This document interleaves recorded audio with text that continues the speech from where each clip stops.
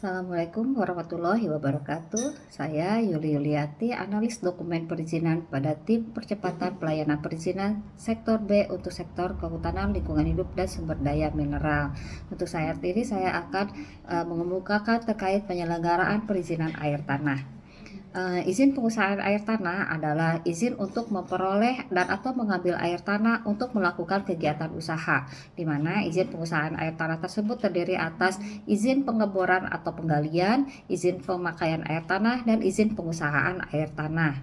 Seiring dengan perkembangan ekonomi dan meningkatnya investasi di Indonesia, diiringi dengan meningkatnya kebutuhan akan sumber daya air, di mana pemerintah pusat melakukan kebijakan terhadap penggunaan sumber daya air tersebut, terutama air tanah. Dasar hukum yang digunakan dalam penyelenggaraan perizinan air tanah tersebut antara lain adalah Peraturan Pemerintah Nomor 121 Tahun 2015 tentang pengusahaan sumber daya air, Undang-Undang Nomor 17 Tahun 2019 tentang sumber daya air, dan Peraturan Pemerintah Nomor 5 Tahun 2021 tentang penyelenggaraan perizinan berusaha berbasis resiko.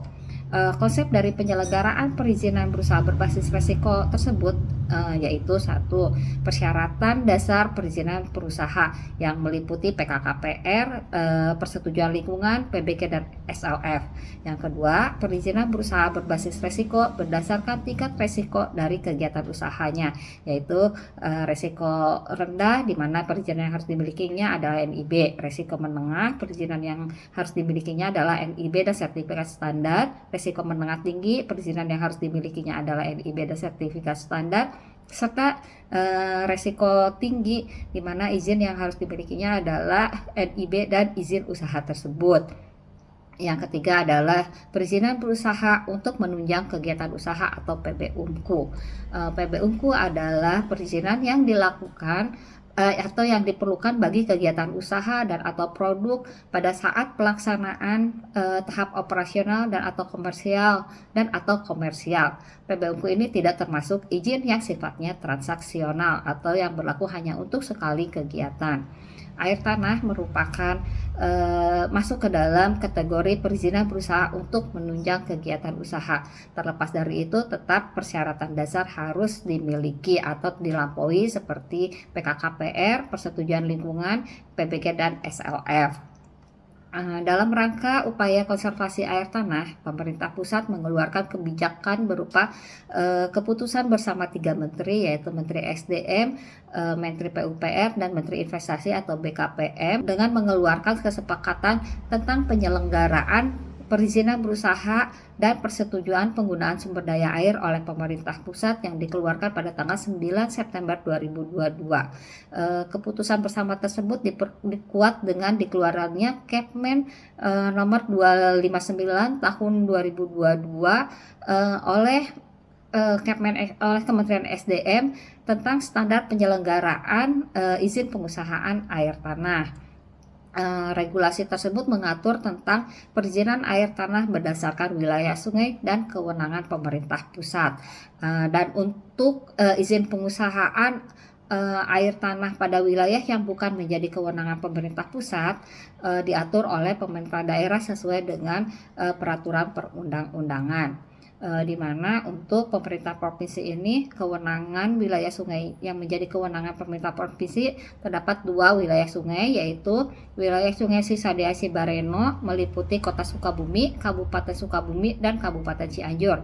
Wilayah Sungai Cibulan Cilaki meliputi Kabupaten Garut, sebagian Kota Tasikmalaya, Kabupaten Tasikmalaya, dan Pangandaran.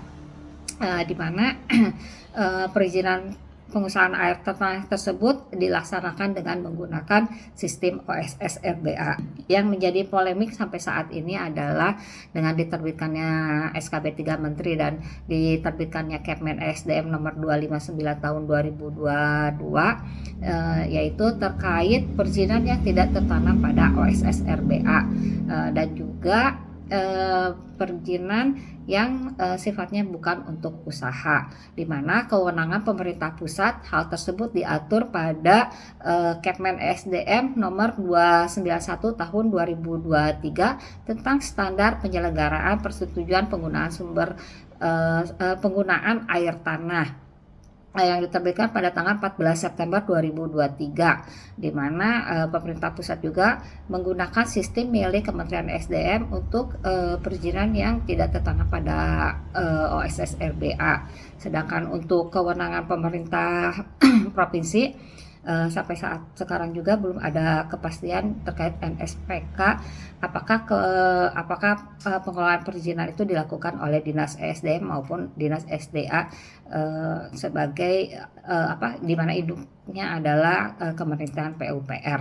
Dan untuk perizinan air tanah tersebut berdasarkan regulasi sekarang adalah di Kementerian PUPR.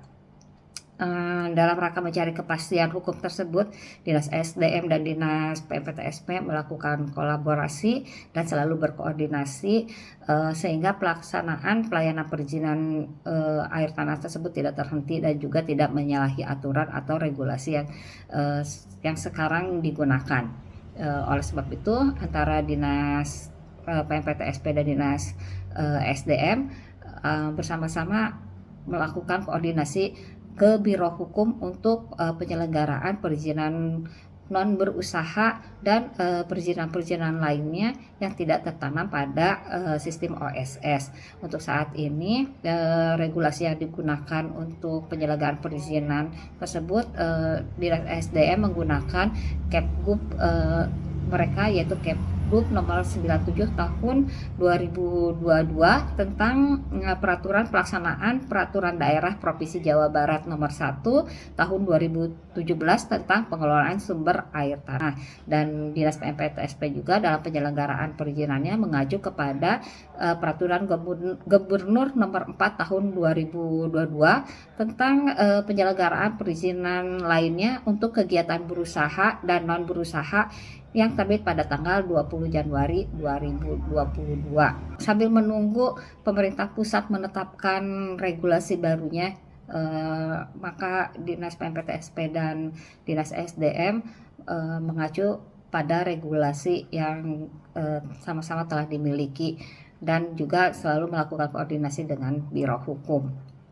Kesimpulan dari yang saya kemukakan tersebut adalah dalam melaksanakan pelayanan perizinan, Dinas PMPTSP dan Dinas SDM juga harus mengacu kepada regulasi yang jelas untuk menghindari hal-hal yang tidak diinginkan di kemudian hari. Demikian uraian yang saya sampaikan. Mohon maaf karena banyak kekurangannya. Wassalamualaikum warahmatullahi wabarakatuh.